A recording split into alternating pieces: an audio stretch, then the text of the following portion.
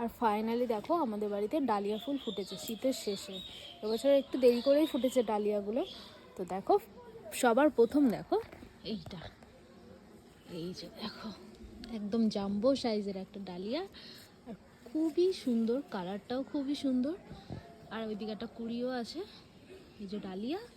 আর এইদিকে কয়েকটা কুড়ি এসছে পাশাপাশি। এখানে এটা একটা পিঙ্ক কালার, পাশাপাশি দুটোই একই কালার এসছে, পিঙ্ক কালার। আর এদিকে দেখো এইগুলো সব কসমস। কসমস অনেকদিন ধরেই ফুটছে, প্রায় শেষের পথে। তো এই ছিল। আর ডালিয়ার পাশে দেখো এই ফুলগুলো বাগান ভর্তি করে রেখেছে, দেখো কালারগুলো শুধু দেখো। নিচে পিটুনিও আছে কিছু। আর এদিকে চন্দ্রমল্লিকা প্রায় শেষের পথে। তো এখন আপাতত এই যে এই ফুলগুলো